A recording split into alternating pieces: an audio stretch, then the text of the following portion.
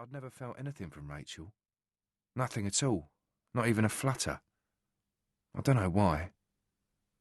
Perhaps it was because we'd always talked a lot anyway, so we'd never needed anything else. Or maybe it was just because she was my sister. I don't know.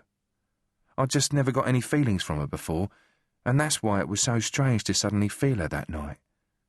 So strange and weird. So terrifying. One moment she was with me, sitting in the back of the Mercedes looking around the yard. And then the moment suddenly cracked and I was with her, walking a storm-ravaged lane in the middle of a desolate moor. We were cold and wet and tired and scared, and the world was black and empty, and I didn't know why.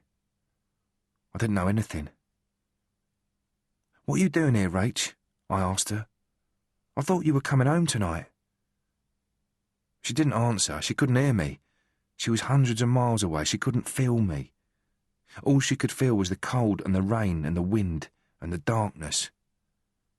And then suddenly she was feeling something else, a race of blood in her heart, a paralysing fear in her bones, a presence.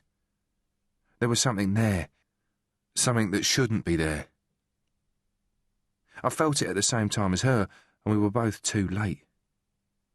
The dead man came out of the dark and took her down, and everything went black forever. I don't know what happened after that.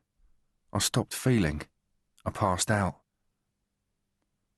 Sometime later, I awoke to the pain of a jagged knife ripping open my heart, and I knew without doubt that Rachel was dead. Her last breath had just left her. I could see it stealing away on the wind. I watched it floating over a ring of stones and through the branches of a stunted thorn tree. And then the storm came down with a purple-black light that rolled the sky to the ground. And that was the last thing I saw. Chapter 2. 3 days later, I was sitting in an air-conditioned office with Mum and Cole and a grey-faced man in a dark blue suit. The office was on the top floor of Bow Green Police Station, and the man in the dark blue suit was our family liaison officer, Detective Constable Robert Merton. It was 9 o'clock, Friday morning.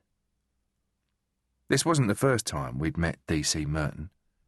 On Wednesday morning, after the police had informed us of Rachel's death, he'd stayed at our house for a while and spent some time talking to Mum.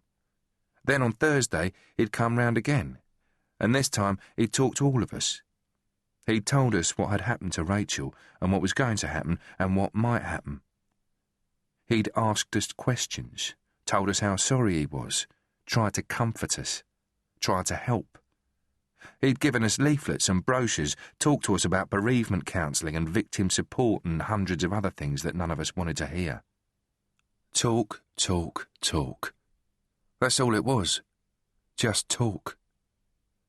It didn't mean anything. It was just DC Merton doing his job. We knew that. But we also knew that his job didn't belong in our house, and neither did he. He was a policeman. He wore a suit. He talked too much. We didn't want any of that in our house. So when he'd phoned us on Thursday night to arrange another meeting, Mum had told him that this time we'd come to him. "There's no need for that, Mary," he'd said.